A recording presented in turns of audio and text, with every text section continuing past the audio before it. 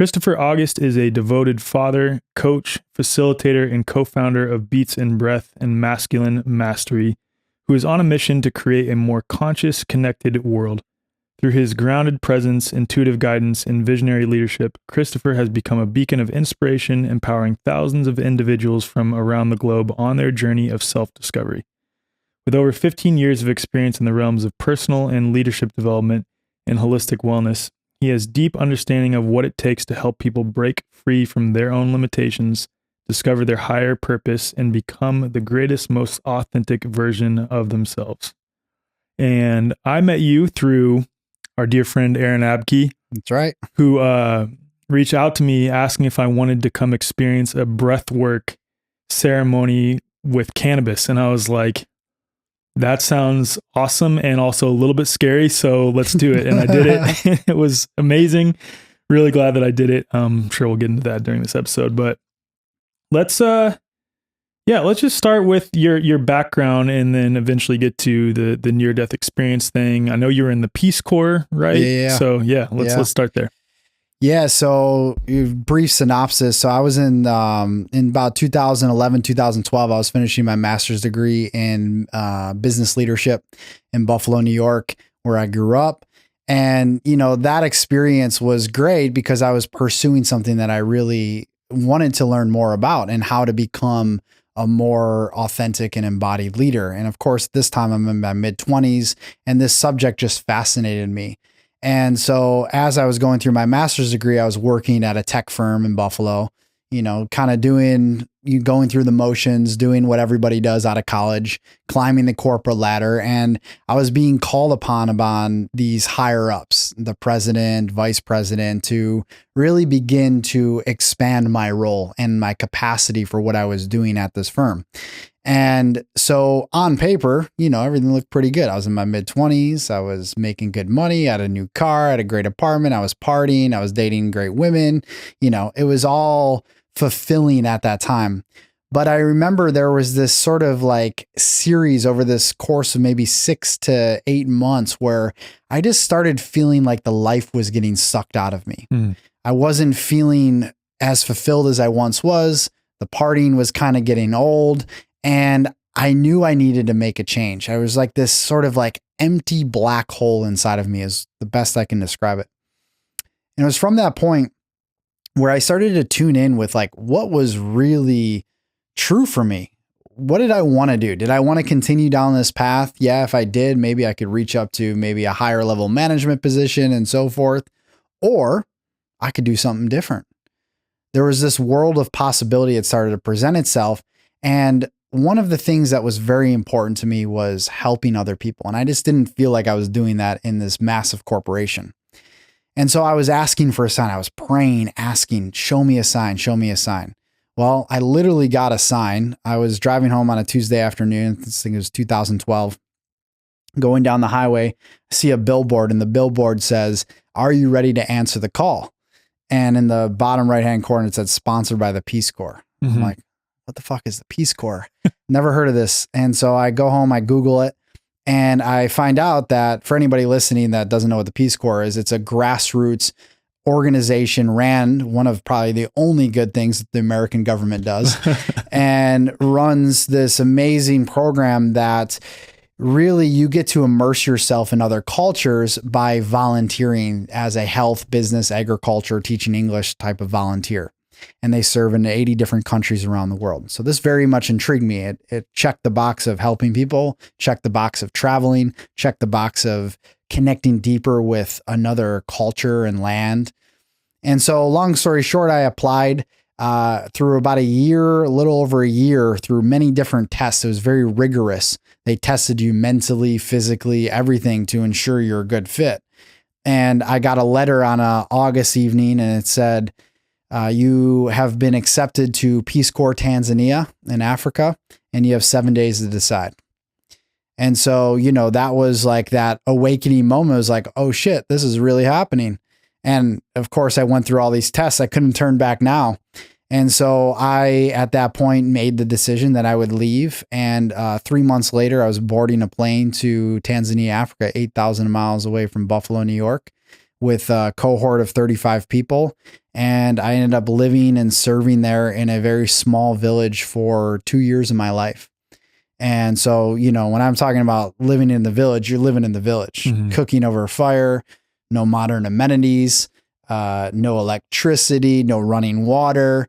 So being in that experience was a massive catalyst, as you can probably imagine. So I'll pause there. There's a lot to say about that experience, but that was very, very transformative. Well, I'm intrigued about this experience, especially because you grew up in New York State. So I could imagine that was a huge culture, societal, economic, spiritual, everything, culture shock in every way, shape, and form. So what were some of the, I guess, most positive aspects of that experience of living in Africa for 2 years? It was this scale of polarity where it was like, yes, very positive, and I left there feeling so grateful for it, but also very challenging. So the positive aspects of it was a reconnection with the land. All of us have been disconnected from the land, from the earth, living in modern day convenience, living in these perhaps beautiful houses. It's great, but we don't have that same connection with nature and with the rhythms of life. And so for me, going back to sort of what I may say, these primal roots, they really gave me this deep perspective. You're taking baths, bucket baths, you're washing hands by clothes. All around me were mountains and grasslands and beautiful nature. And I saw the way people live there. And the community aspect of people coming together to support each other, was some of the most beautiful things I've ever witnessed. I was held and taken care of. There was not one person in that village that spoke English. I was the only white person for miles, but they took me in like family. And I realized through that experience, I did a lot of beautiful things there and great projects, but I felt so indebted to them by the end of that experience. And it also gave me time to self-reflect. Whereas before I was kind of caught up in the matrix, living the busy life like we all do. And I didn't really have the time and space to read and to write and to be with myself. And of course, through that, you face a lot of shit. You face a lot of darkness. And so that's where some of the challenging moments came in, where you feel very isolated and alone. But it was necessary to really be that catalyst to do that deeper inner work. What was the integration like when you got back to the US? That was harder than going there. So going there, I had my challenges, of course. You get thrown in within 3 days. I'm in a house of 7 different Tanzanian people living in the same house, this family. Don't speak a lick of English, sleeping in this crazy tiny room. So that in itself was an adjustment and a culture shock. But reflecting back on it, coming back home, I came back to Buffalo as start of winter, and I just went into like a 6-month depression. I was super depressed. I would go to the grocery store. There's 15 different types of toothpaste. It's like, what do we do? Why do we have all of these things? And it was very overwhelming for me. And I came back to the same place where I had grown up, and, everybody's kind of doing the same thing. I had changed dramatically in so many different ways. And so that was a big wake up call. I eventually got out of my funk and got myself back on my 2 feet, but it was a really tough experience. Did you reintegrate into your corporate job that you had left before, or a new corporate job, or no, what did you do? I didn't end up going back to a corporate job. I ended up getting, gave me a stipend, like $8,000 for serving. And so I used that money and I started to invest in different certifications, coaching certifications, herbalism, energy work, breath work. Was it being in Africa that made you interested in these things? All of it. Yep. Okay. And when did the near-death experience come in? So that was in Africa. That was about a little over a year and change into my my Peace Corps experience. I was traveling to Zimbabwe and Zambia for this festival with this girl that I just met, who happens to be the mom of my beautiful son. And, she was also a Peace Corps volunteer at the time. and we go and we're traveling to Zambia. And it was one of those trips where it was like everything was set up perfectly. So many like thrilling experiences. I had a very much an adventurous spirit. And so when we were there the second day, I saw this thing for whitewater rafting. I was like, we should go and do that. I never had whitewater raft in my life, but let's go check it out. Do it in Africa. Dude, in the Zambezi River, which is one of the most intense rivers in the world. And not thinking about this, of course, but just plunging myself into the experience and literally getting plunged into the river. We're about like 10 rapids in, and we hit a class 5 rapid. And, you know, I had no business rafting a class 5 rapid. No way, especially your first time, dude. No. No, I whitewater raft quite a bit because my family spends a lot of time in Colorado, so I know. Like, you get it. Yeah, dude. Yeah. That's you get insane. Dude, and like, there's like, no, of course we're in Africa. There's no rules or regulations here. It's just like, oh yeah, we're going to go with these guides, and of course with the guides and people. But I had found out after the trip that someone had died on that same rapid. So we're approaching the rapid, and I ended up getting ejected out of the boat. Were you in the front? I was front left. Okay, I knew it. I knew it. Yeah, that's front left. The people that are in the front are always the ones who fall off. Got bumped out. Yeah. I fell backwards, caught the rapid, and I rode the whole class 5 down, pretty much underwater. Wow. And that experience was humbling, to say the least. And to have now my respect for water is very immense. But, you know, being underwater and being essentially like I was on the verge of death where I had drowned. I had taken in so much water, you know, you come up for air and boom, you're sucked back into this whirlpool. And it was there. I literally was fighting it for maybe perhaps the first 30 to 45 seconds, just like resisting. And there's so many lessons in this experience. And there was a point then I just couldn't hang on anymore. So I just like let go. It's the only thing you can do. And I remember looking up and there was this like light on top, and it ended up becoming very peaceful. But I was just basically at this point where I was losing my life, losing consciousness. And I just remember just out of nowhere, someone yanks me out of the water, puts me up on this kayak, and I just start vomiting all this water up from my lungs. And it was just super intense. And I realized in that moment, I'm like, holy shit, like I'm alive. Like it took me a while to come back, started breathing again. I was like, whoa, like just if anybody is listening to this, had a near death experience, you kind of understand it. It's so hard to put into words, but it was this like deep, deep gratitude for life, for being alive, for my breath. And there was just like, I was practicing breath work during that time. And so all of this started coming together. It's like, whoa, like I'm alive, I'm breathing, I'm well. And that was massive, massive moment for me in that time period. You know, that's such an interesting point too, on just the significance of breath. Like one of the first things people say if they're unsure if someone is dead or alive is, oh, is he breathing? Obviously they check for a heartbeat sometimes, but the first thing people say is he breathing? Is he breathing? So we almost take for granted, because these are both heartbeat and breath and some other functions of the body are just happening in the background unconsciously without our having to focus on it. Right. Mm-hmm. And we take it for granted. But a good friend of mine, Dr. Edith Ubuntu Chan, contextualized the importance of breath during this course that we taught called Super Wellness, where she was training under a survivalist, I think. And the survivalist was like, you can go typically 3 weeks without food, 3 days typically without water. Obviously, people have gone further than that. This isn't a survival situation. I've interviewed people who've done water fast for like 60 days. Yep. Someone claimed to be a breatharian too. But point being, three weeks typically without food in a survival situation, 3 days without water, only typically 3 minutes in a survival situation without breath. So that just shows like that water is infinitely times or exponentially times more important than food. And then breath is exponentially times more important than water to our being alive. So it's really beautiful to hear you say you came up and you're like, oh, I'm alive, I'm breathing. And so you were already practicing breath work at that time? Yeah, so in the Peace Corps, synchronistically, I was given a thumb drive. We used to trade thumb drives like movies and TV shows that get bored in your village. And someone had handed me a thumb drive, and on the thumb drive was a folder named Kundalini Yoga. I'm like, what's Kundalini Yoga?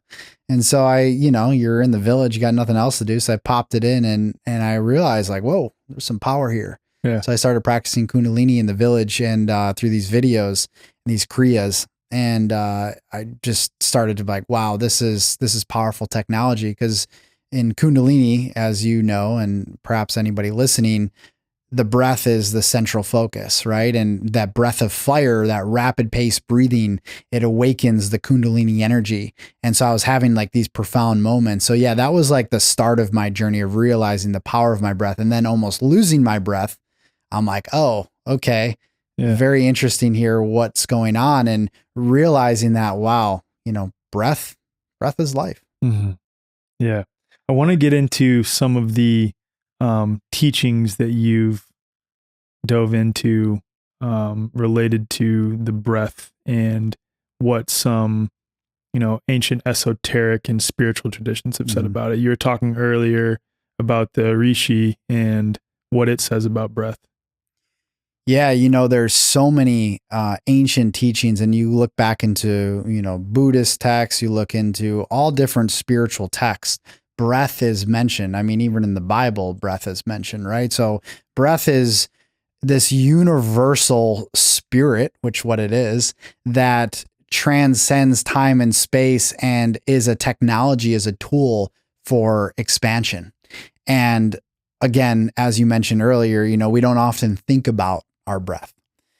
We breathe on average, again, this is an average, there's either more or less, 20,000 plus times a day. And to think that we don't bring any awareness to this, it's an automatic function that just happens. What happens if we just bring just a small percentage of conscious awareness and intention to the breath? Things begin to change. And a lot of these ancient cultures knew this. And so, looking back, and we'll use the example of the Vedic texts and the rishis, which is a very advanced civilization of people that perhaps you can interpret that they were drinking plant medicines, different brews of plant medicines, and they were all in this place in which they're working together to expand their consciousness. And of course, expand the consciousness of the collective at the time. And so there's this legend, which I first learned about when I was going through one of my breathwork trainings, one of many. And they were talking about how there's this legend that they had this brew that they drank called Soma. And nobody can really say what the brew was. My guess would be it'd be some sort of plant material that would create altered states of consciousness. And it was through this brew that they would reach, expanded states, higher visions, and receive these visions, integrate them into whatever it is they were creating. And the legend goes that they ran out of this brew of some sort, and that plant matter was no longer available at that time. And so they turned to their breath to reach these same states of consciousness and realize that through their breath, through the manipulation and control of their breath, that they can do some wild things, right? And you've seen this now across time, and even in most recent cases, you look at Wim Hof's a good example of what he's been able to do, of running marathons in deserts, of climbing mountains, all through the control of breath, right? And, a Swami in the 70s when they were testing him, I think it was at the University of Kansas, where he was showing them how literally through slowing down your breath, you slow down the heartbeat, and you can actually go into a place where you're perceivably dead, not living, but you're in this like yogic sleep, right? And it's like, he was saying he trains people that the more you can breathe out, like he does like a 32-second exhale. If you can get up to 32 seconds, you can literally manipulate your reality and what you're experiencing. So I was reading this and watching all these videos. I'm like, holy shit, like this is wild. Yeah. Like just through your breath, you can do all of these things. And so that's when the sort of, the lightning bolt went off. It's like, yeah, this is just not something to just keep us alive. Yes, that's a very important function, but it's a gateway to liberation. Right. It's a gateway to some really incredible states. Yeah, it's the most important thing to keeping us alive, but it's also possibly the most important thing to co-creating this reality, this experience. That's it, man. That's interesting. Another thing that came up for me when you brought that up, and I think Joe Dispenza has touched on this, Wim Hof probably has as well, but because we look at breath as this unconscious process that's happening in the background, if we can point our conscious awareness to our breath, we can manipulate our breath. We could then deduce that we would likely be able to take these other unconscious processes like rise and fall of temperature in your body, or these things that are happening in the background, let's say, and manipulate them as well. Have you played with that at all? Or For sure. I've played in many different realms of breathing. So if we were to break breathing down, right, they fall into two different areas. You have sympathetic breathing and parasympathetic breathing. And with both, you have different benefits that you can, and ways you can expand and elevate yourself in whatever way. So of course, like on a base level, if you're feeling stressed, anxious, and overwhelmed, you want to breathe in a parasympathetic state, right? To slow down the heartbeat, slow down the rhythm, and therefore reach a more relaxed, calm, and focus centered state within yourself. let's do it right now. Let's do it. Let's do it. Yeah. So Let's then guide the people who are listening or watching. yeah. So the best breath to do if you're feeling stressed and anxious, which is most of this world, everybody's stuck in this fight or flight response. And so what I always do is like, just come to a simple 4-8 breath. Okay. So we'll just do maybe 2-3 minutes of this breathing. Yeah. So just inviting, if you're driving, don't do this, but if you're at home, whatever. If you're listening to this on 1.5 speed, slow it down. Slow it down, close your eyes, and just ground your feet into the earth beneath you, into the floor, or whatever it is, surface that you're in. And my invitation would be just to tune in with your breath. Tune into how you're breathing in this current moment. No judgment, just pure observation. Noticing if the breath is deep or if the breath is shallow.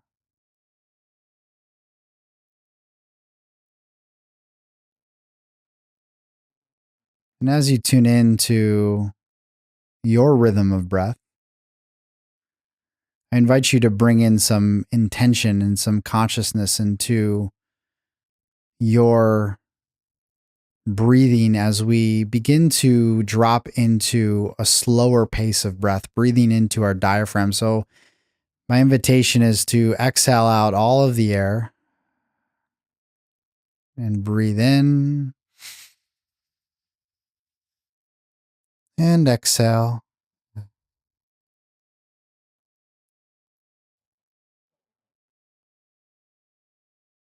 Again, breathing in through the nose and exhale out of the mouth.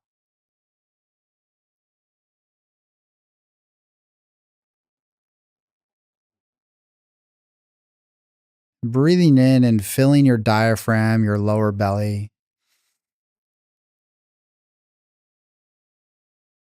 And gentle, slow, steady exhale.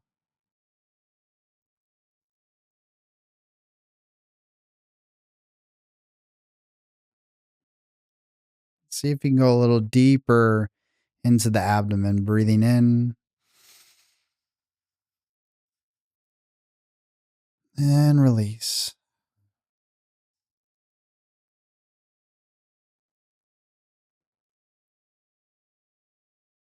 We'll do one more, breathing all the way in, deepening the breath.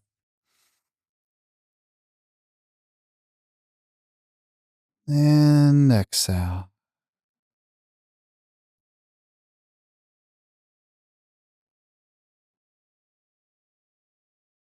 And just keeping your eyes closed for just a moment longer. Tuning in to any sensations that you feel within your body temple. Just noticing the subtle presence and awareness that's available in this moment.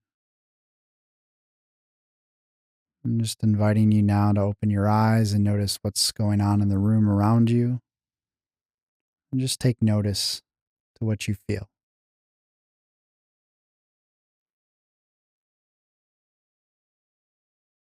Awesome.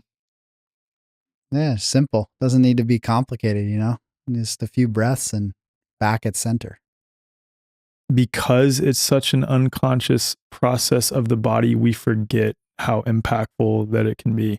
And obviously this is becoming more trendy, you could say, but I think it's for good reason. I think it's like, as a lot of humanity is waking up to ourselves and to the nature of this reality and all that's been hidden from us and all the deception, et cetera, it makes sense that we're coming back to the importance of the breath. But I think there's a tendency to look at it in a very, dare I say, like materialistic lens and leave the spiritual components out of it. 100%. How much has diving into breath work helped to facilitate a deeper connection with God for you? That's a great question, man. Many ways. It's the way I like to facilitate and the way that I like to speak about the breath. I really like to speak at it through the lens of the metaphysical essence and the spiritual essence of breathing and what that does for us in the connection back to God, source, universe, self, whatever you want to call it.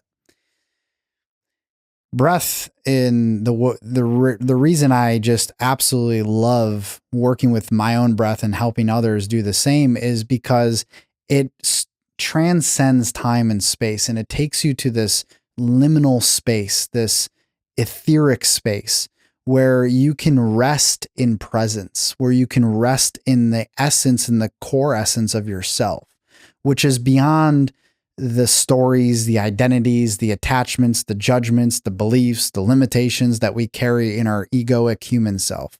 And it just takes you out of that, even if it's for a few moments, to rest in what we may call God presence or the God pocket, right? Where you're literally in that pure state of awareness. And the breath is that bridge that you cross. So another reference that I want to bring into this, which I've been deeply studying for a while now, there's a mystic and a teacher named Lars Muehl. I don't know if you ever heard of him. He wrote a book, many books. One of my favorite books, which is not really a book you read from front to back, but it's more of a manual. It's called The Law of Light, The Secret Teachings of Jesus. And he decodes the Aramaic language. And in the Aramaic language, there's a term, Ruka de Kucha. Ruka de Kucha is the Holy Spirit. It's the breath. And then there's another term, Makuta de Shemaya. That is the kingdom of heaven. And so the translation is there, and how he describes is that how Yeshua performed miracles and healing was he would create a force field around himself through the power of his breath, through calling Ruka de Kucha, breathing into the third eye, Makuta de Shemaya, breathing into the heart. And this would create a force field of light. And through that is the bridge or the gateway to the higher worlds where you exist beyond the human self, but you literally are emanating the electromagnetic field of light around you. And this is why it, for me, is like, as an advocate or somebody that is sharing breath, sharing it from this context of the metaphysical and spiritual way of breath and how that can really impact us, and on a simple way, activate us and connect us back to our true self.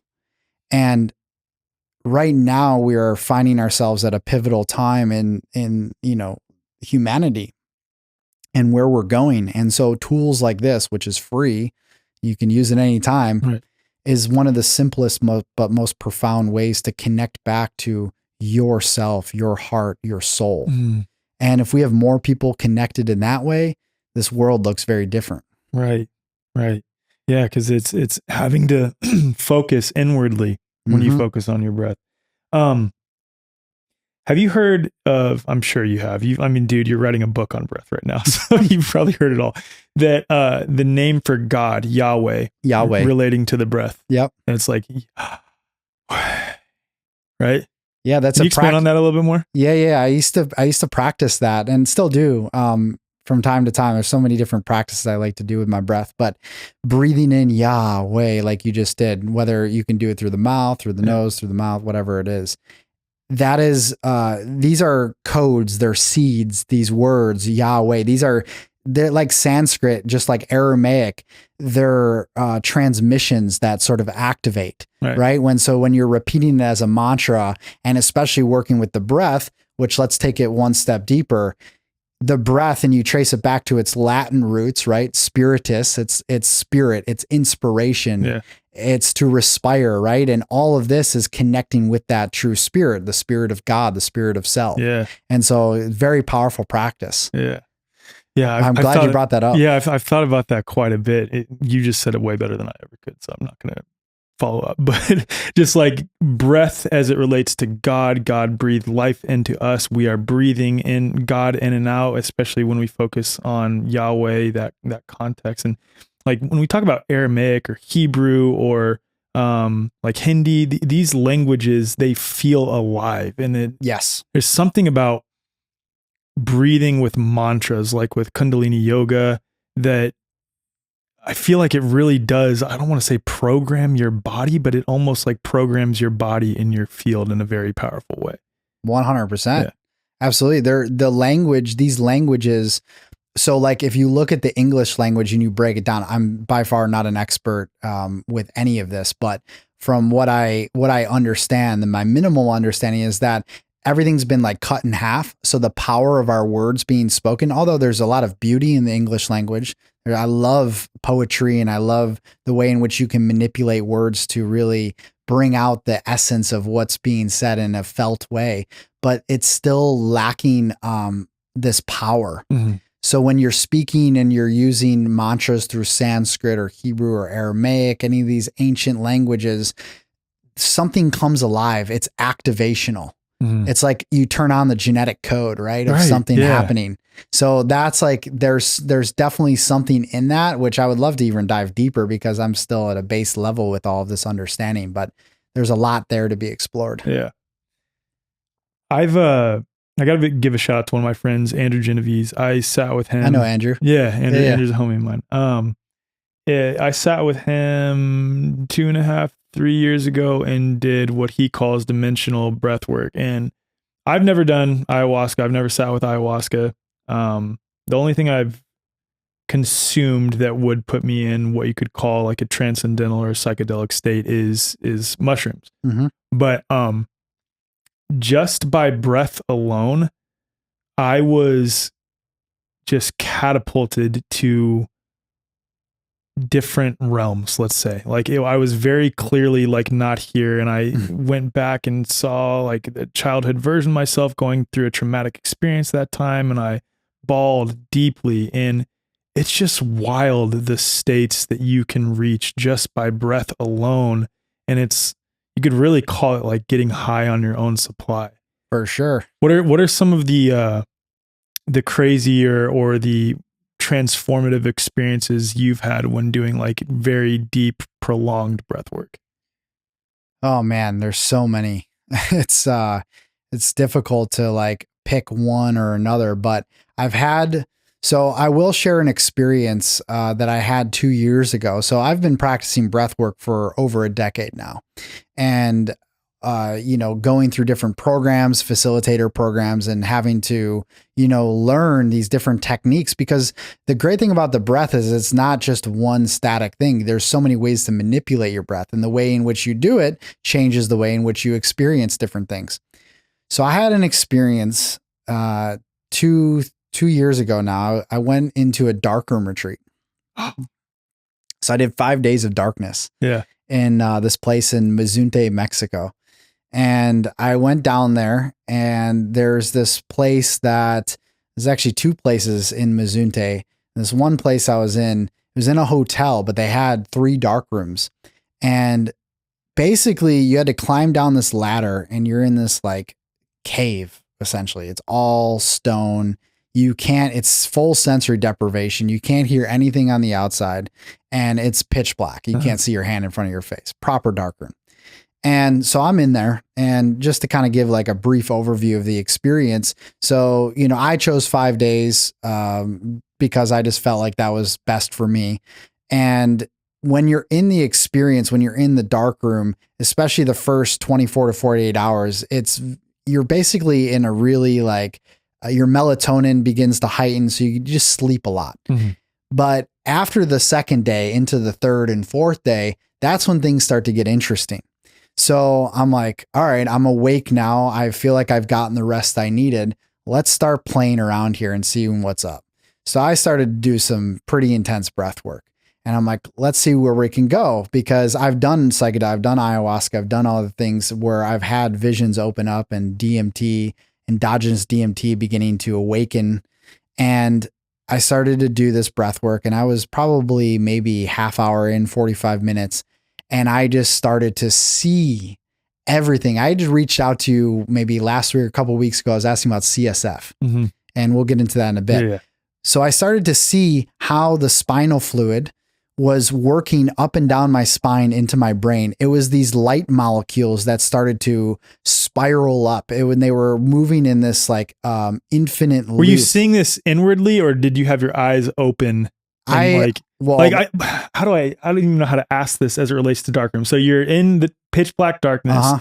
I'm assuming when you were doing breath work, you had your eyes closed. I naturally just close them because it's more comfortable. Okay. Yeah. But you were seeing like inwardly seeing what was happening inside of your cerebral spinal fluid. Correct. So at the beginning, there was this fire, this like red fire, a correlation to the root chakra starting to burn, right? And so I'm like, okay, I've done a lot of Kundalini, so I kind of understand how things work energetically. I've never quite seen them, but I've seen the graphics and visuals of them. But now I'm getting a real-time experience. So the fire started burning at the root, and I saw the coiling, just like they picture like the snake moving up the spine. But what was different was there was these bursts of light that were happening, and they would travel, and then they would come back down, and they would start to circulate in this orbital motion through my body. And so I was starting to manipulate them because I can see them in real time and carry them up into my brain where the cerebral spinal fluid lives as well. And this fluid, it was like lighting up with like plasmatic energy and these multicolored experience. It wasn't just white light. It was like colors that I've never seen before in sort of like our sort of perception through our eyes. Yeah. You see a certain range. This was a transcendental range of colors. Right. And so I'm like, holy shit, like, and trying to sustain this, right? Because the excitement was there, but also I was like trying to figure out all of what was happening. Right. Started going with the breath, falling deeper. And all of a sudden I had this like blast where like the third eye just completely opened, and it was a complete fractaled experience.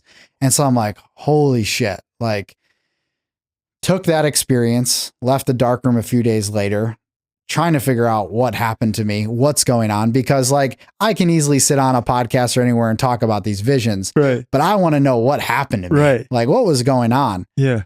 And so since then it's been an experience. And literally 3 weeks ago, I had an ayahuasca experience. It was like my 6th time sitting with Aya, sat with an amazing healer. Same thing started happening. But this time literally like the same exact thing. Wow. He was starting to drum, and he was sitting in front of me, and he was singing Icaros to me. And there was like this activation happening, and I started going to the same state. And that's when I was like, I found Dr. Mauro Zapatera. Yeah. That's when I found, and I was like, holy shit, he was on your podcast. And so I'm like, oh my God, there's a correlation. Finally, I have some science to this that I can really talk about it. Because if I'm going to write a book, I can't just speak from visions. I got to speak from science too. So all of this, I don't even know where we began here, but it's been profound, and it's been quite the journey. But that's the experience I felt called to share because it was very profound. So what have you learned so far? I know you're just getting into it, like cerebral spinal fluid as it relates to the breath. So, there's multiple facets to this, right? There's the idea that this fluid, we don't know exactly what it is, but you were talking about like the 4th state of water, the 4th phase of water, which I've been interested for many years, and how that then penetrates up into the brain, to the 3rd ventricle, begins to open and the pineal gland. But the breath is, if we were to take it at its root, it's like this foundational force that's stimulating and controlling the movement of this fluid, right? And you can use the way you manipulate your breath, you can begin to activate this fluid, right? Whatever this fluid is, right? And allow that to dictate how things begin to awaken within you. And so for me, there's a deep fascination, and I'm actually having a conversation with him in a couple of weeks. He agreed to talk because I want to know more. Man, it fascinates me too. And like, I'm always thinking about how all these pieces fit together in this larger canvas that was created by God, right? And it's like, I'm thinking about Yahweh and how Yahweh relates to breath, right? And then just by breathing, you can activate your cerebral spinal fluid. And what Morrow says is he postulates that cerebral spinal fluid is the bridge between us as beings and God.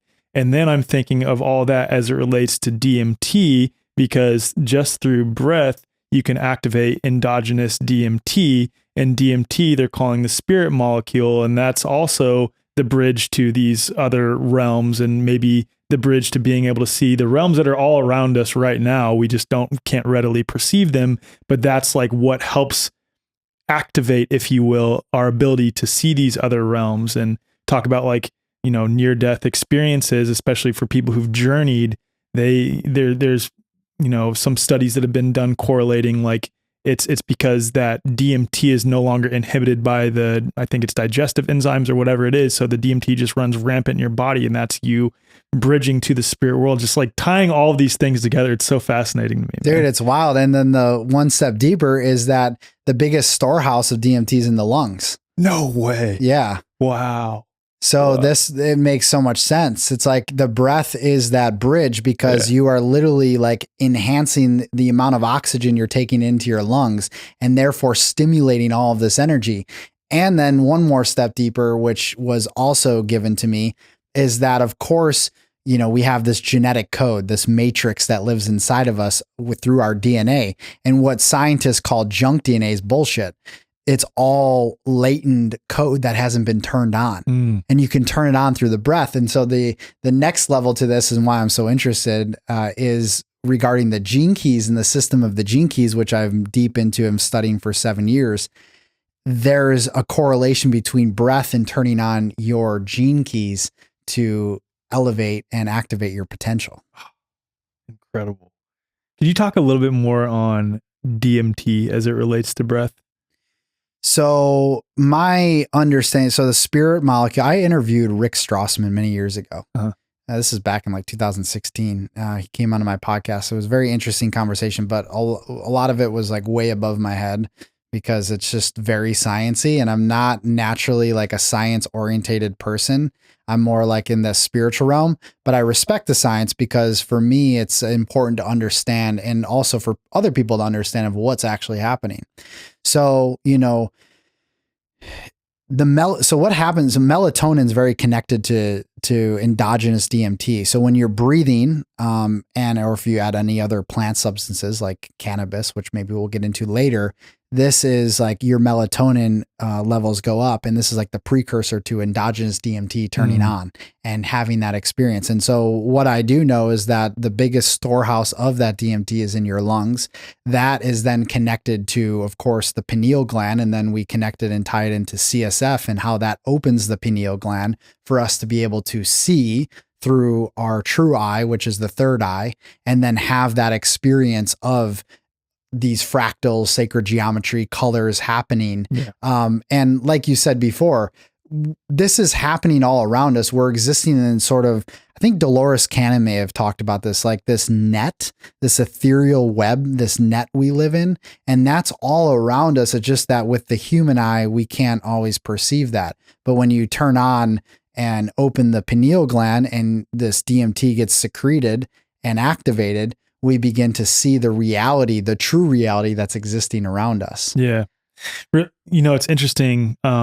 There's two threads I want to pull on there as it relates to what you just said, this reality that's around us and being able to access it. And I've been sort of recontextualizing how I view reality by bringing back in ether, which has been left out of like modern quote science, right?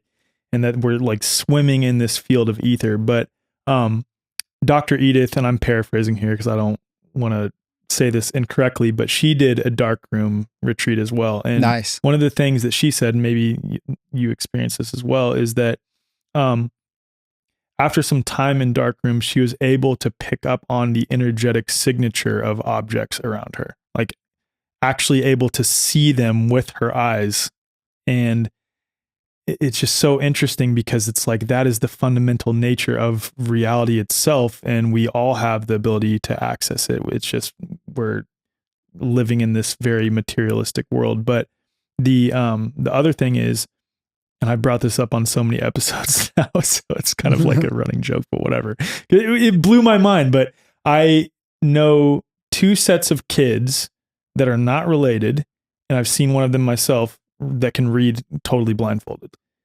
And like when you see it happen, it is incredible. And it's like, wow, our potential is so much greater than we've ever been led to believe. But I was just thinking about that in relation to what you just said about this reality that's all around us. It really is. It's all around us, and we're swimming in it all the time. We just have been conditioned to think that we don't have these abilities. It's so true. I hadn't heard that story. That's remarkable. I'll show you the video after. I would love to see that. I can't put the video out publicly. I'm sorry, you guys, but I'll show Chris, and you can message him and be like, "Hey, did you see the video?" I'll show you the video. Wow. Yeah. I want to be respectful to these kids, but no, I understand that, and I truly believe that, because the experience that you just shared through her and what she experienced in the dark room was very similar, because by day 4, day 5, like it's a very tiny room, but there's objects in the room. Right. And then what is objects? They're just energy vibrating a high level to make them solid. Right. That's all it is. Right. So your perception of reality changes greatly. Even again, open eye. I was having open eyed visuals of everything and understanding that, like, wow, yeah, this very limited perspective I have in my day-to-day life is not the true reality. And that by working with breath and other, tools and practices, we can access the greater states of our consciousness and open ourselves up to a whole new world. And we can begin to integrate this material world with the spiritual world and have fun with it. Like, it's like, why we came here to play. I want to live my potential here. I don't want to just live in mediocrity. I want to see what's available. What can I do? Right. Yeah. I think it's like we realize the material world is not different than the spiritual world. It is fundamentally a creation of the spiritual exactly. world. Yeah. Have you looked into any of Walter Russell's work, specifically related to everything? Like the true cause of everything is light, which is synonymous from his lens with God itself. But it's interesting, like these objects in darkroom, when you turn all light off, ironically, the objects themselves, you can perceive their light. And it's like, that's the fundamental nature of that thing is light. That's its true nature.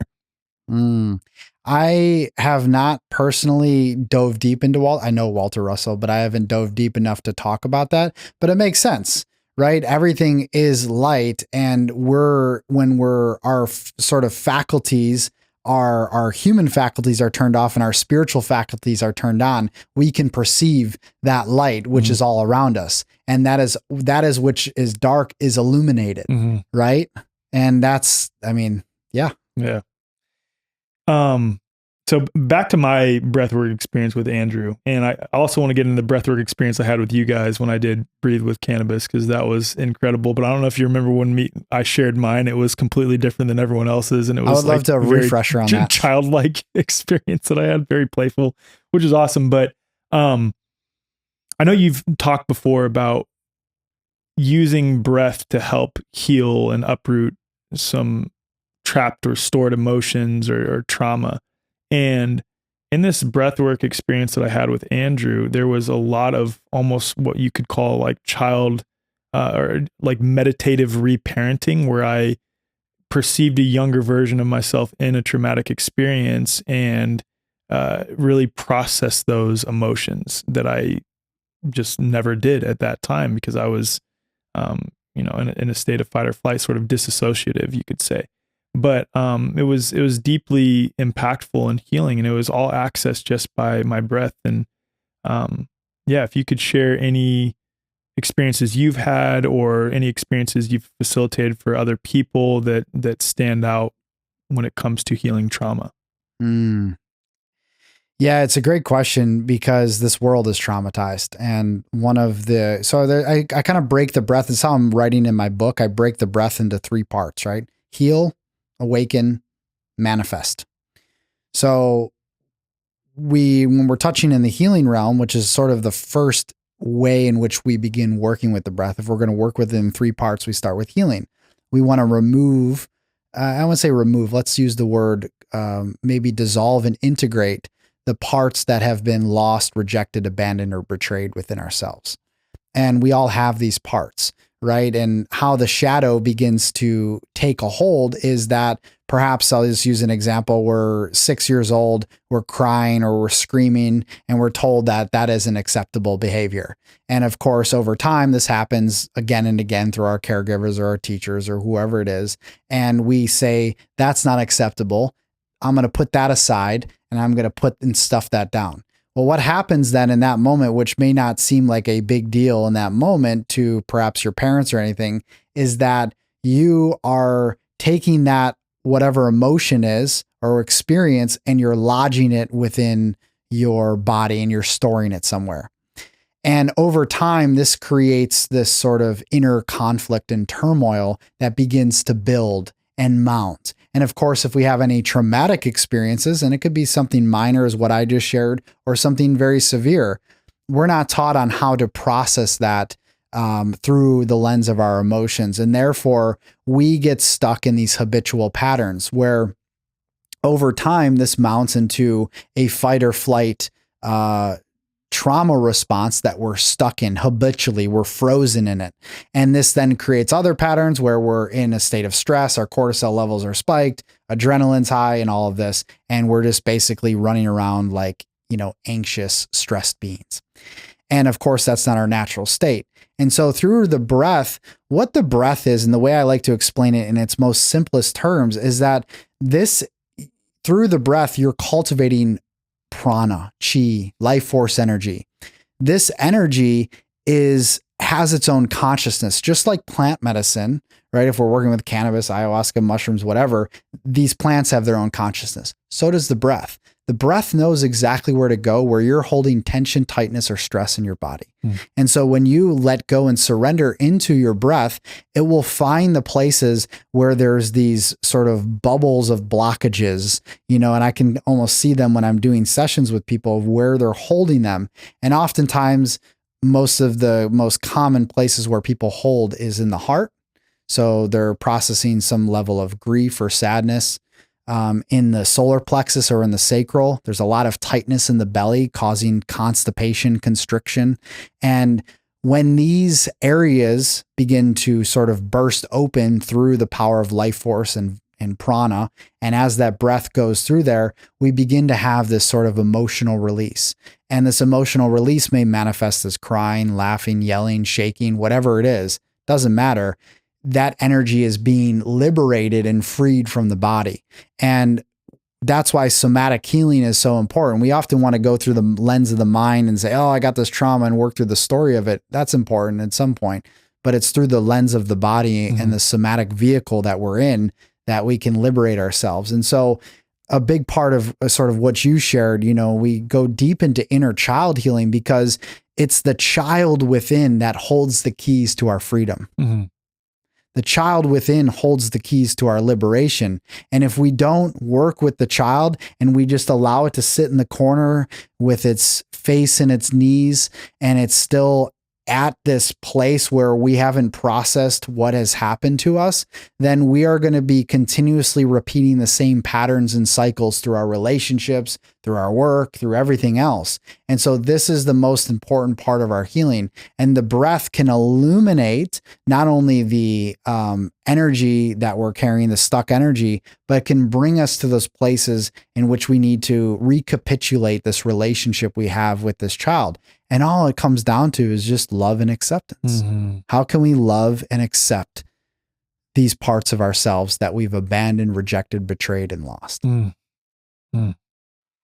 The other thing that I experienced too is sort of this, like,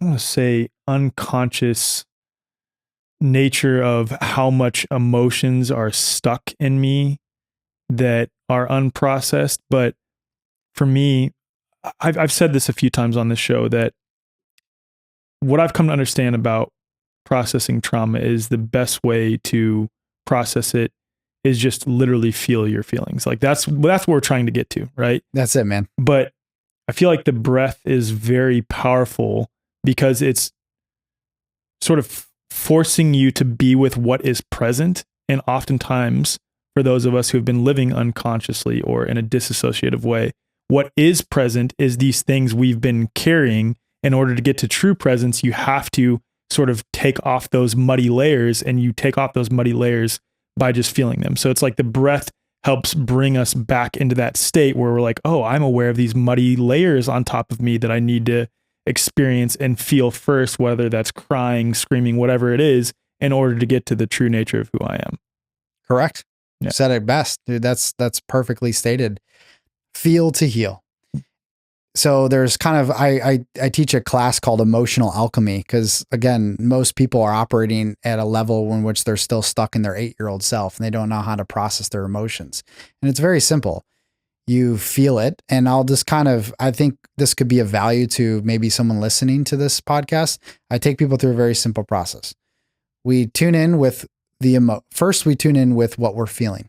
Okay. So let's just say you're feeling anxiety. Okay. Where do you feel the anxiety? Where's it showing up? It's in my solar plexus. Okay. It's in your solar plexus. What's happening in your solar plexus? What are the sensations that you're feeling in your solar plexus? I'm feeling some tightness, some constriction. It's kind of like a little bit of a shooting pain, this butterfly feeling, whatever it is. Okay, great. So we've identified the sensations. What colors are showing up? It's kind of like dark gray, black. It's very uncomfortable. Wonderful. Okay. Dark gray, black, constricted, tight energy in my solar plexus. Now breathe into that, feel into that. What emotions are present? Yeah, I'm feeling a little worried, but I feel this fear that's underneath. Okay.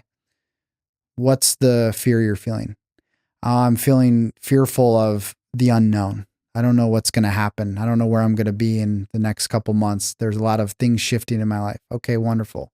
Fear of the unknown. Take him into the fear of the unknown. Follow the rabbit hole here. What's the worst that can happen, right? Understanding, unraveling the fear. The fear itself is a messenger. It's a beautiful, divine messenger that can bring us to this beautiful place where we realize that the fear is all the illusion that we've created about perhaps worrying about the future or something that happened in the past or whatever it might be. But when we get to the core of it and we just simply feel it, we allow it, we embrace it, we accept it, and then we let it go. Mm. And that may seem like that very easy process. It can be. At first, you have to understand how to work with the emotion itself. It's just tapping into the intelligence of what's there. We don't get overly attached to them because they're fleeting, they're changing, they're temporary, but you can be in that stuck and holding pattern for so long. So by simply doing that, working with your breath, you can release any emotion. Mm. If you're enjoying this episode, please consider sharing it with at least one friend or family member who you think could benefit from hearing it. You help us grow and reach more people by sharing it with those around you. Also, be sure to head to the show notes to check out our membership offerings, membership marketplace, and more. In nearly all cases with modern health systems, you're waiting months for appointments only to spend a mere 10 minutes with a doctor who quickly hands out a generic diagnosis that is likely rooted in a total misunderstanding of health and causes, and then you're offered a one-size-fits-all medication or invasive treatments with unpleasant side effects. If this sounds all too familiar, consider a different approach with the New Biology Clinic, founded by Dr. Tom Cowan, a respected natural health doctor, author, and speaker.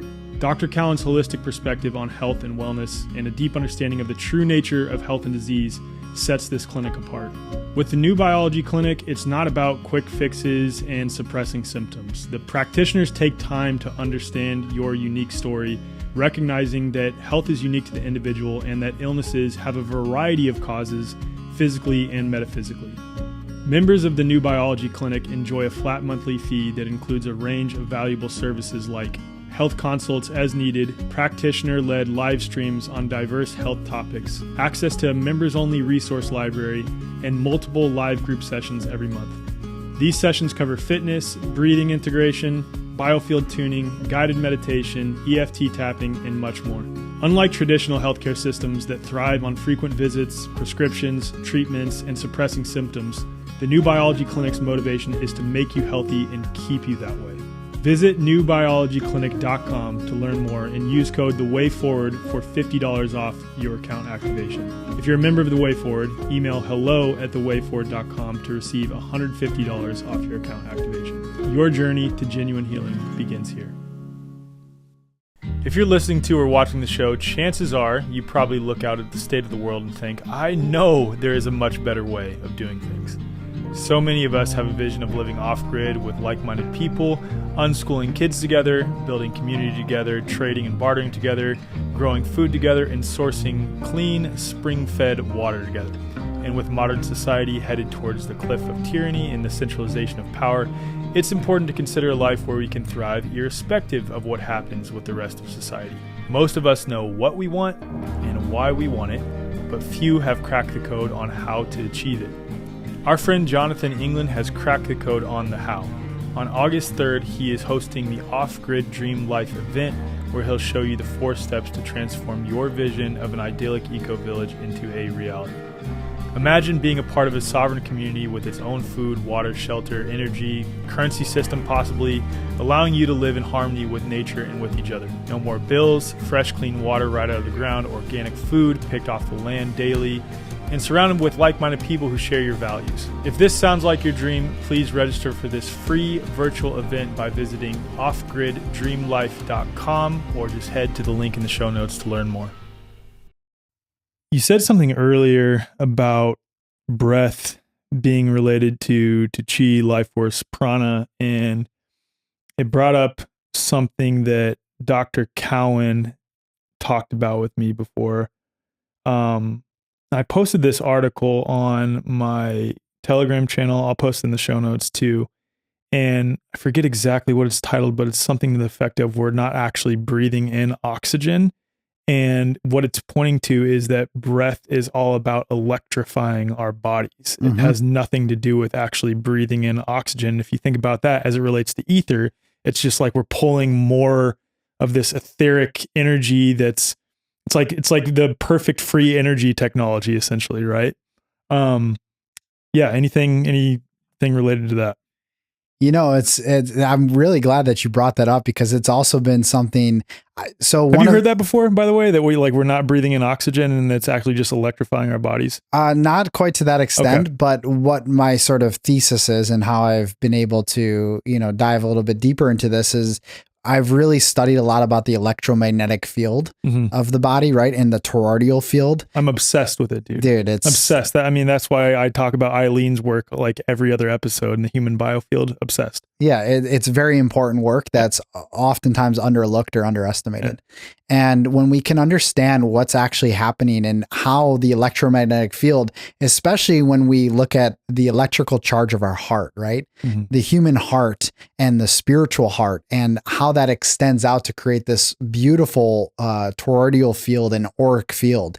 And when you breathe, so what I've kind of tapped into as well, which I didn't really share much before because it's multi-layered, is that what I've perceived is that the deeper I breathe, the more I receive this electrical charge, and I'm extending my electromagnetic field to grow to greater heights and greater distances. And therefore, it's like what I was sharing before about the Yeshua example of creating this force field of light around you. This is simply just taking in this electrical energy and creating literally a force field that you might not be able to see with the human eye, but if you tapped into the higher realms, you'll be able to see this. And it's extremely healing energy. Incredible. Dude, that's why in the mornings when I'm consistent, and I need to be better about this lately. I've been doing too much shit. But I start my days with sun gazing while doing qigong, and it's a very breath-based qigong, bare feet on the earth. That right there, those three things together, the breath with staring at the sun with your bare feet on the earth all together is like, it's like that one meme, like the mind exploding meme, but that's how it feels, man. And I know that when I'm doing that consistently, I feel so grounded and centered. And this is another thing too, and I'm sure you've experienced this at points in your life. When we get so into our work, we like lose sight of, wow, it's so simple. It literally takes freaking 15 minutes, 10 minutes, maybe even less, just to come back into presence and release some of that tension that you're carrying around on your shoulders just by breathing and focusing on your breath. That's it. That's it, man. It's so simple. Yeah. We've made it so complex. And I love that practice, by the way. I do the same. You know, the You a sun. qigong guy? Yeah. Love qigong, Yeah. dude. I've been doing qigong for a while. I love it. That's awesome. And, you know, with the qigong, with the breath, right? Like the sacred movements and, you know, what qigong is doing, you're literally manipulating your toroidal field. Right. So the way in which you move your arms and the way the different movements happen, and with the breath, it's a perfect combination. And of course, taking in the sun, taking in the earth with your feet, it's like, you can't get better than that. And literally, like you said, 10, 15 minutes, boom, you're centered. And then you can do maintenance throughout the day. So I'm sure we'll get into this in a little bit about the gene keys. There's the art in working with your own gene keys is contemplation, and contemplation takes place with several pauses throughout the day. When you pause for 3 minutes every 3 hours throughout the day, you come back to center, and through this pause, you can breathe, you can do some movements or whatever, but this rewires and recalibrates your nervous system to exist in a more grounded and present state throughout the day. Have you established that as like a habit? Or I know some people set reminders on their phones, which is so sad that we even have to do that. It's like setting a reminder every 3 hours for them to like check in and come back into center. But is it just like a habitual thing for you now at this point? I used to do that, and that's good because actually the Gene Keys has an app, which I'll plug. It's called the Triple Flame, and it's exactly that. You can set the notification, and you can do like a silent thing. You can do like some music and just pause for 3, 5, or 10 minutes. And it's actually really good. I recommend it. But now I know when I've reached my threshold, right? So if I'm working on my computer, I'm doing something, I'm like, oh yeah, I can feel that I've reached my threshold. It's time to pause. I'll go out, sit in my beanbag chair in the beautiful Mexican sun in the mountains, taking some sun, taking some breath, and I'll feel recharged to go back to whatever I was doing. So simple. So simple. I'm sure everyone watching or listening to this could find just a couple of minutes in their day, a few times, just to reconnect like that. And you can do it anywhere. Think about this, like people getting pissed off and stressed out, they're in a traffic jam, use that moment to pause and just be with your breath, you know, and wherever you are in your cubicle in your office, or it doesn't matter, you can always find those little gaps, right? To just like recalibrate yourself. And when you do that more and you make it a habit, you literally are reprogramming your nervous system to exist from, again, where you might be in a sympathetic activated state to a more parasympathetic relaxed state. Mm-hmm. Is there any breath style that you recommend to quickly energize your body? Yeah. So, I mean, breath of fire is great. I mean, or, you know, you can do like breath of fire is in and out of the nose. Mm-hmm. Do you want to practice? Yeah, let's do it, dude. All right, cool. We'll do that. So this is more sympathetic base, different than the parasympathetic base. So we'll just close down our eyes, and you might, for someone that's not used to this, just place maybe your right hand on your belly, where your navel is.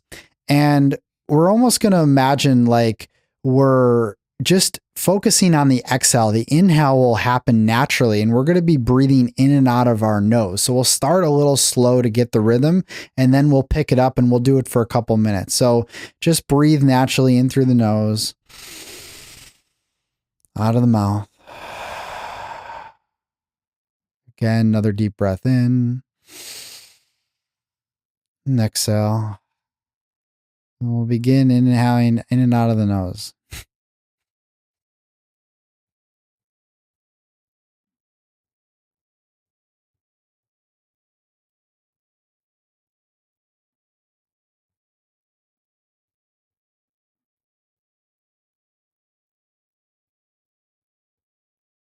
And you can just keep going, feeling that pump of air, feeling just the natural rise and fall of the belly, of the navel, coming in and out.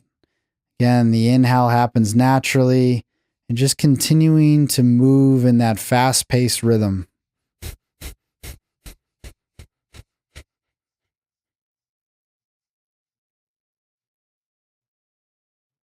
And we'll stay there for another 30, 40 seconds.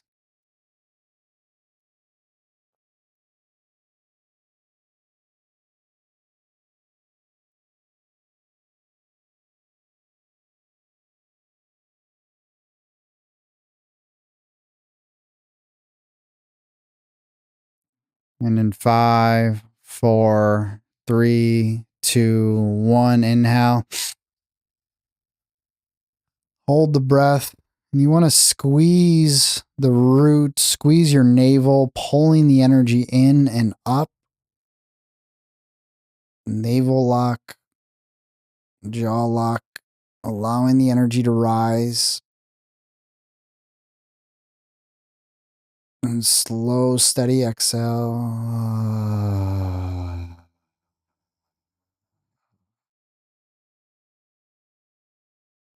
And just coming back to the natural breath, natural rhythm.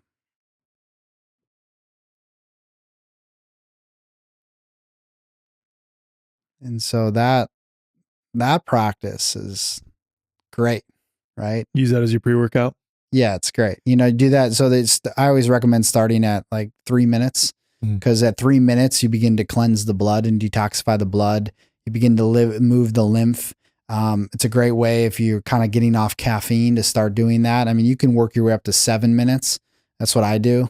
And you just get a full, like you're floating. You go hit your PR in the gym every time. Yeah. So that's the way to do it. But that's one of the more sympathetic breaths. They call it breath of fire, because you're awakening the power, the fire, which is in your navel.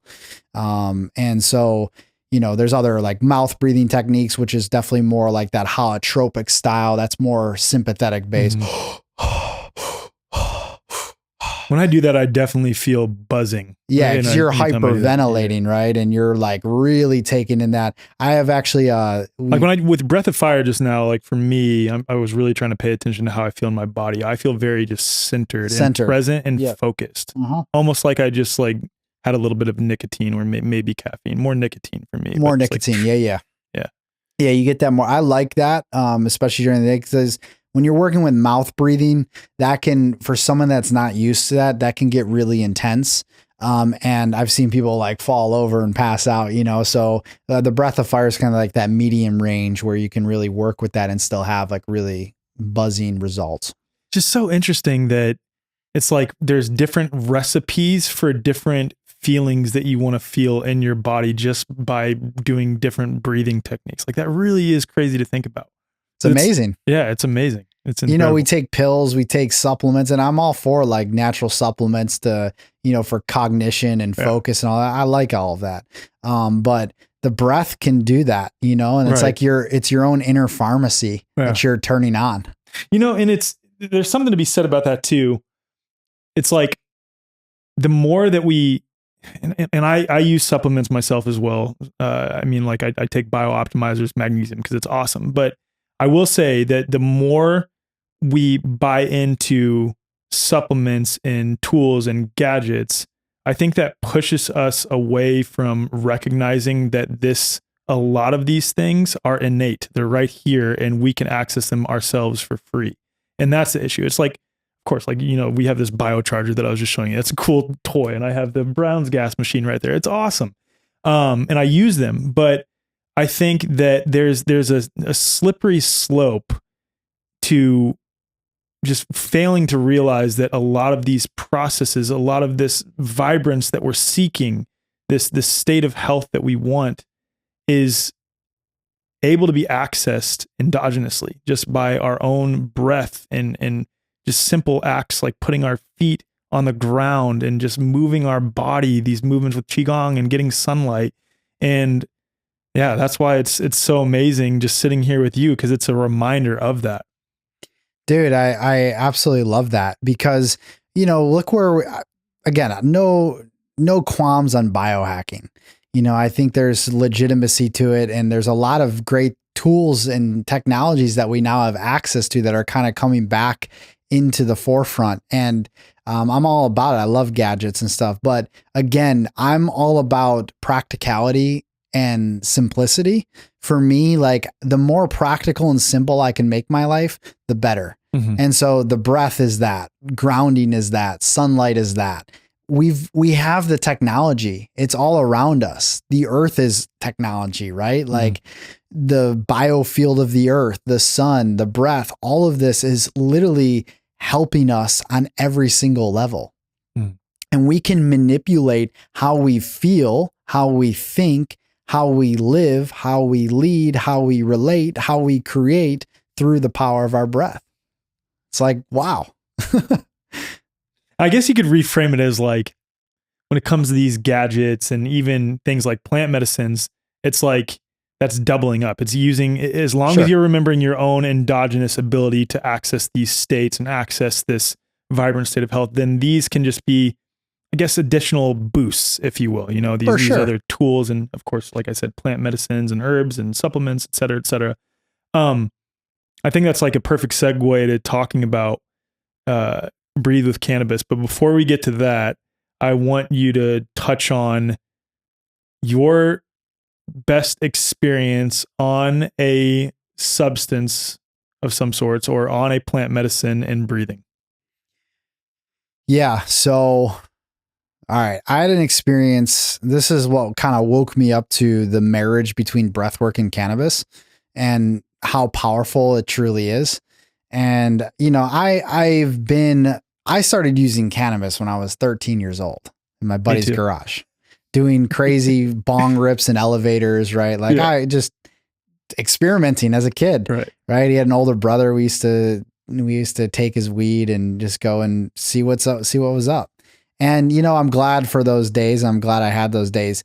But back in 2000, when I got home from the Peace Corps, 2015, 2016, that time, I started to really be intentional with what I was doing. And I really wanted to understand how cannabis can be a spiritual aid and ally, because I knew it to be so because of how I would inevitably like turn on my intuition and reach these different states, but I never really set a core intention with it. And like anything, especially with like plants, they have their own consciousness, like I said. So when you begin to use it with intention and seed an intention into the use of it, something else happens.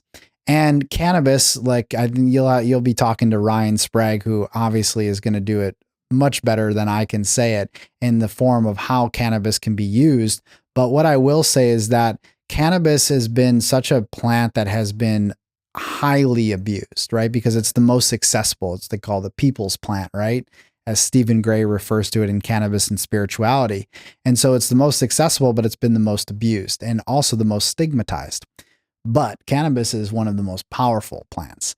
And when used with intention, you can begin to expand. So back in 2016, I seeded an intention. I want to go deeper within myself. I want to see what's alive in my inner world. Well, I'm sitting in I'm living in Boston, Massachusetts at the time. And me and my partner, me and her, we take a rip and we start doing breath work. Well, from that place, I'm laying down on the couch. She's laying down. The breath work ends. We finish that. And I'm still laying there. And I start going into all of these visual worlds. And I had done ayahuasca previous to that. And it was very similar. And I start going into this very deep transcendental state. And I start channeling this information. And she's recording and asking me questions like all of these things. And we're into like Dolores Cannon and all of these things at this time. And I'm literally in a channeled state for like an hour. And I'm accessing all these different fragments of my soul. Are you conscious during this? No, I'm like in the, if you talk to some like channels, I'm like in the background, right? Yeah. Like I know my body's there, but I'm like, if I can explain it, it's like my body, and this is what happens now when I channel or I give any sort of intuitive messages. It's like my body shrinks and my energy field grows exponentially. And so I'm just like in this place, I'm like, holy shit, like this is breath and cannabis.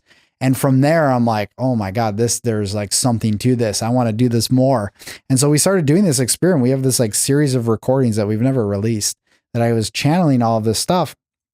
But I was also, something that cannabis does, what the breath also does, it puts you in touch with your body and what's the awareness of your body and where you're holding tension. And it's also a truth agent. It's a truth serum. So it will show you places within yourself where you are not living in integrity. And so between the channeling, between doing shadow work and using it and also mixing it with the breath, I'm like, okay, there's something to this. And then, of course, many years later, Breathe with Cannabis is born. Wow. So that was like the idea for Breathe with Cannabis was back then. Back then it was seeded. And then I met Ryan and I'm like, how'd you meet Ryan?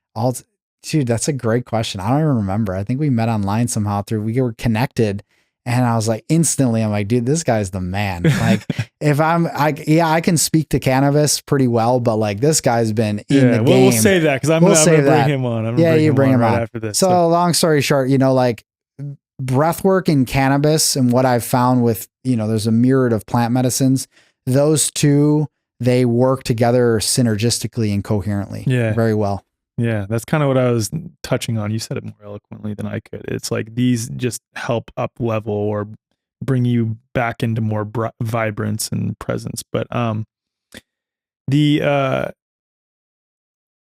other thing that I've heard people have pretty incredible experiences doing is taking mushrooms and doing breath work. Have you ever played with that at all? Yeah, I've played with that and other plant medicines with the breath. I think the breath integrates pretty well. With mushrooms, I find it to be a little bit different of an experience. What's the best way to say this? It's not as what I found to be cohesive and more like malleable, workable, because mushrooms can take you really deep, right? Where cannabis, you can go really deep, but you can still sort of understand where you're at and have like a more manageable experience. And I don't want to say from a place of control because we're not trying to control it, but we can be more alert and awake to what's happening. And you can begin to understand how things are pairing together and working together. Whereas if you do a bigger dose of mushrooms and you're doing breath work, I mean, you're floating in the ether somewhere, and people have had very visual experiences and still do with cannabis. And I do as well. But you're easier to come back from that than mushrooms could last 6-7 hours, right? So, I'll share my experience with please, I would love to hear with cannabis. So, the only thing I had to contextualize it against was the experience I had doing dimensional breath work with Andrew Genovese, and again, that was just breath work, and I accessed some pieces of myself that I needed to heal, right?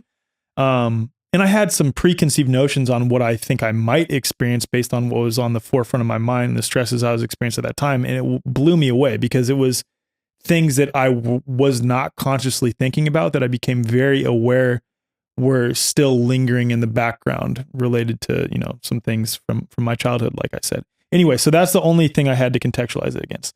So I sit with you. I think we're at Aaron's house. There's like 20 of us there in the ceremony.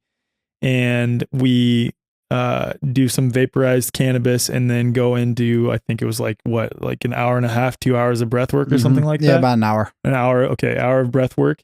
And it's done to music, which I want to get into next because that's with your partner, business partner, Johnny Buffalo. And you guys have an incredible app. But anyway, so we're breathing rhythmically to this incredible music. And I don't know if it was the song that was on that triggered this or if it was just like my own subconscious triggering this, but it just paired perfectly that this song that was on had some like jazzy undertones to it, right? And instantly in my mind pops this vision of me with slick back hair. There's cigar smoke in the background, like sort of billowing up. I'm wearing these shaded, like tinted glasses, a big gold chain, and a purple velvet, turtleneck. And that's what popped in my head. And I was like, I took that as, okay, I need to be more playful in my life. Okay, cool. And then it transitioned into the next song. And the next song had some very sort of like primal indigenous sounds to it. And instantly this vision of my wife Kylie popped in my head, with her with like this like eagle sort of outfit on, but it was like a very tribal eagle like dress that she was wearing. And I was like, wow, my wife is like a warrior goddess. And then it went into my son and then into my daughter. And it was all really beautiful. I guess like not sort of trauma healing-esque experience. It was more like playful and joyful. And I just popped up from that. I was like, wow, that was wild. I don't know what to make of this. I was just like laughing several times throughout my Breathe with Cannabis experience. But yeah, so that was my experience. And it was so funny contrasting that against other people who had experiences going back and healing some deep trauma. And then mine, I'm like, wow, this is really playful. So it's different for everybody. And that's what I needed at that time, because I did need to bring more play and joy and fun and just like sort of let loose into my life. I love that you had that experience, because that is maybe overlooked as like, oh, nothing really happened. But, you know, play, joy, lightheartedness, these are all very key things that attributes and qualities that we need to recultivate, because we live in a world that's so fucking serious. Yeah, man. It's like we're over serious all the time. And it's like, how can we begin to heal the shadow of seriousness, come back into joy, into play? And so that's a beautiful experience. And we've done so many. We do them every single month online, virtually, and we also do them in person. And we have hundreds of people that have had a myriad of different experiences, from what someone says, healing 100 years of worth of trauma, to reconnecting with my ancestors, to whatever it is, both breath and cannabis. And even again, I want to state that like cannabis and breath are amazing together, and they help you access like these higher states maybe a little quicker if you're not used to doing breath work, but breath alone can also do that. Yeah, exactly. Let's talk about Beats and Breath now. Yeah. Because you have an incredible app that has all these incredible tracks and sort of these guided breathwork practices. So yeah, let's touch on that. Yeah, so Beats and Breath was started, I love the evolution of things and how things come together. When you're in alignment with yourself, you naturally magnetize and call forth different people into your life to support whatever it is that your mission is and what you're building. And so back in 2020, during the whole pandemic, it was a whole situation where everybody's in lockdown, but I'm in this little bubble in Buffalo, New York, and we're in this beautiful space outside in the countryside at my friend's house, and we're hosting weekly circles, men's circles, breath work, all this stuff, having a great time. And one time, I can't remember what month it was, doesn't really matter, but I think it was in the summertime. And my buddy Mike asked me to facilitate breath work at this men's circle for like 40 guys. And my buddy Johnny, who now is my business partner, had done, funny enough, I didn't know this beforehand. He had told me this after. He did a YouTube past life regression video, took a big bong rip, and found out that he was like, had all of these codes of like sound healing in him. And he's a musical savant. And he's like going through all this experience, and he got prompted. He's like, I got to go leave New York City. He was like a professional beatboxer in New York City, singing a cappella group, creating music. He's like, I got to go back to Buffalo. So he drove back to Buffalo. He got in contact with this girl, and he's like, where's the closest like conscious spiritual community? This girl's like, go to my friend Mike's house out in Colden. And so he goes out, finds himself in this men's circle. I'm facilitating breath work. And he comes up to me after. He's like, dude, that was profound. I just told me this experience. And he's like, who makes your music? And I'm like, nobody, dude. I've been literally praying in a vision for 3 months for somebody to ask me that question, because I need somebody to help make music for this vision I have for this unique style of breath work. And he's like, I'll do it. So we literally in 6 weeks from that moment, it was like this like rekindling of soul brothers, came together, created an album, like a concept album called Soul Rise. It was 5 33-minute breathwork journeys through the 5 elements. And that is so cool. 5 33-minute journeys. That's a lot of music. So you included ether. Ether was in there. Oh, okay. That's it, man. That's so cool. This is the last track. And it's my favorite one out of all the ones we created. So we went on to distribute that and sell that album, and it did really well. Like we were just like, anybody want this? We were selling the album and people were having these breakthrough experiences. And from that moment, we started facilitating just in the garage in this shala. Every single week, we were holding like cacao and breathwork ceremonies. And in February, we were in a mushroom journey. And I don't often tell this story, so it's actually good. So we were in a mushroom journey at my friend Mike's. Really cold, freezing outside. We're inside drinking cacao mushroom drink. And we start gathering into this circle as the medicine's kicking in. We're playing music. And someone brings up like the Care Bears. And we're like, who is your bear? What's your name? And it comes around and Johnny goes, I'm Beats Bear. And it comes around to me. I'm like, I'm Breath Bear. And I'm like, Beats and Breath. So we started our company literally a week later off of a mushroom journey, Beats and Breath. And I'm like, it pairs super well together.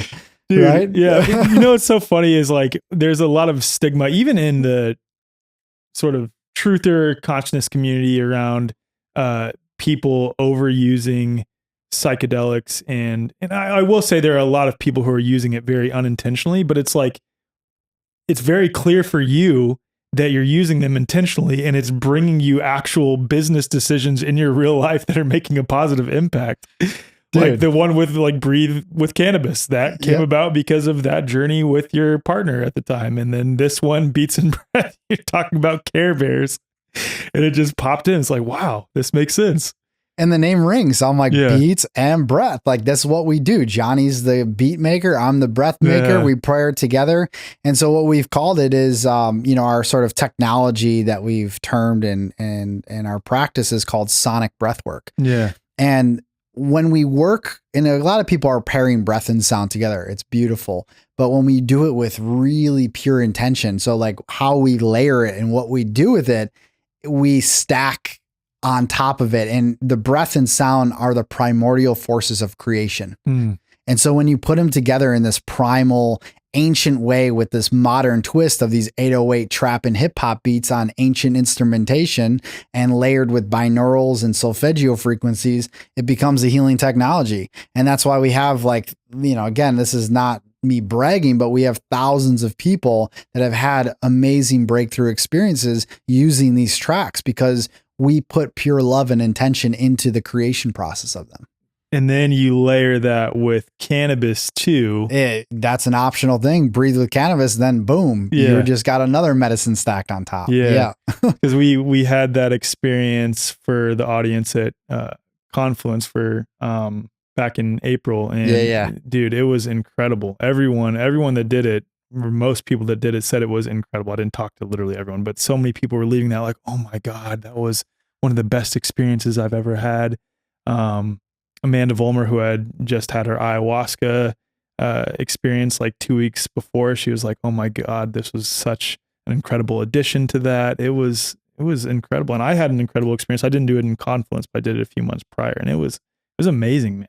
It was amazing. And those tracks that you and Johnny produced together were awesome. Just incredible. Yeah. Thank you, man. Yeah. It's special. It's very special. And I'm glad to be creating this healing technology for people. Yeah. Beautiful. The last thing you wanted to touch on, I think, was gene keys, right? Yeah. You know, like I don't have to go super deep. That's a whole episode in itself. Yeah. But you know, the gene keys and what I've discovered and pairing it with breath, because sort of how I weave medicines and tools and practices together, it creates a new energy, right? And so the gene keys in its simplest essence is a system for self-discovery and personal transformation that combines your personal astrological makeup with the wisdom teachings and the archetypes of the Chinese I Ching and the 64 archetypes within that I Ching. And so when you put those together, you get a blueprint, a roadmap, a map of your soul that is sort of activated. And when you it's similar to human design, right? Similar to human design because they have the same foundation. So the gates in human design, which would be correlated to the 64 archetypes, same thing in gene keys. It's the keys that are correlated to the 64 archetypes. Got it. The way I describe human design, which I love human design, I'm not super deep into it as I am the gene keys, it's a body graph, right? And it's a more masculine orientated system. Gene Keys is like a more feminine wisdom teachings. So how the Gene Keys came about through Richard Rudd was he went into a dark room and he went into a cave and he got these downloads and over 7 years channeled the text of the Gene Keys. And, for me working with the Gene Keys and how you work with the Gene Keys, it's profound and it's extremely accurate to really help you highlight and help you understand, clarify who you are and why you're here. And so the premise is that these codes, these genetic codes within your personal genetic makeup exist within your DNA. And as you contemplate the transmissions of the Gene Keys, as you listen to them, as you read them, and as you go deep into them, you turn on these codes. Well, on top of that, there's no faster way to turn on these codes than to breathe and to understand that, through this journey of working with your Gene Keys, which every single Gene Key has three frequencies: a shadow frequency, a gift frequency, and a city frequency. The city being the highest expression or potential of that archetype of that key. And so you have these 11 keys in your profile. And as you work through the different spheres of your life's work and your purpose and so forth, you activate these Gene Keys and therefore then rise into a higher expression of yourself. And existing within your gift state, you are in greater service to the world and you're existing in a more authentic way in how you relate and how you create and how you lead and therefore. And so the idea is that you discover your higher purpose, you open your heart and relationships, and you liberate your prosperity. And so it's a magical, powerful journey that I found to be an excellent tool to really help me expand myself, my work, and my relationships and beyond. Mm. Are you the first one that you know of that's thought to pair breath with the Gene Keys? I'm sure there may be other people doing it, but the way in which I run my, programs and my groups with people, we do it very intentionally. And I'm, something that I found to be that extra layer of technology, which just like really expands the teachings. I love that you call it technology. That comes from Kundalini Yoga, calling it a technology, right? Yeah, because it is. Yeah, It's a technology and it's an energy that's birthed from it. But and Richard talks about, the founder of the Gene Keys, he talks about how really true prosperity is to breathe. To breathe is to prosper. Breathe is to prosper. I love that. It's so simple, right? Yeah. But it's so profound. And we think about prosperity in the context of money. And yes, financial prosperity is a part of that conversation. But simply just being alive, being in this human experience, you are prospering if you are breathing. And it's like, wow. Yeah. I bet that hits really deep with you because of your near-death experience too. It's like you have that to contextualize it against, like, wow, how grateful I am just to be breathing right now. Exactly. And yeah, 100%. We often get caught up and we want more, we want this. And I've been there, I get in those states. Oh, I want this to happen or whatever. It's like, and I love, and I'll end on this because this is actually a really important point to tie back into the idea of prosperity and the idea of breath. So prosperity in the context of the Gene Keys is that you have always what you need. It may be just a little bit more than enough. If we're talking about money, it might just be a little bit more than enough. Or based on your human myth and dharma at that period of life, it might be a lot more than enough. You may need more resources to build what you're building or to create what you create, but you will always be taken care of and that you always have what you need. Whereas wealth, again, not knocking wealth, but the sort of way in which we frame wealth in our society is I need everything. I need to hoard and stack and all of these things, which comes in the sense of this like false sense of security that we find through that medium. Mm-hmm. And that in itself creates tension and insecurity and inadequacy because it's stemming from that place. Whereas prosperity is I'm breathing, therefore I'm prospering. I have everything I need. There is nothing that I need. And I just have to come into alignment with myself and with my breath. And therefore I naturally magnetize all of the opportunities, people, and resources I need by existing in that simple state. Mm. Beautiful. I love that. I love that so much. Man. Okay. I think we will have all of your programs and everything else in the show notes. Is there anything you want to plug specifically right now, though? I'll just tell people, because this episode's been about breath, and because this conversation's been about breath, we went an hour and a half, a little more than an hour and a half on breath. Dude, like that's epic. That's pretty epic. Yeah, that's I great. love it. I'm lit up right now. So, simply, okay, like we had some practices on here people can just try. If you do nothing else, just do that. Stop, pause a few minutes a day. You're good to go. Like that will start to build a habit. But if you want to take it deeper, I'm personally all about giving a lot of value up front to people, because for me, it's like, I don't want to hoard any of this stuff. Like this is all stuff that we can use. So if people are interested, definitely download the Beats and Breath app. It's free on Apple and Google. When you download it, we give you access to a free 7-day breathwork challenge journey that you can watch, as well as videos if you want to dive deeper into kind of what, why, and how. And if you do nothing but that, that's amazing. And then of course we have a whole collection and library if you become a subscriber, and every week we add new sessions and journeys, meditation, sound healing, all of that is included on the Beats and Breath app. So, and then anything else Gene Keys related, it's on my website, christopheraugust.co. And then if you're interested in Breathe with Cannabis, we'll link that to breathewithcannabis.com. Highly recommend attending that in person. Yeah. It is incredible. It's awesome. So thank you, brother. Dude, thank you. Thank you so much for being here. Yeah, brother. Thank you.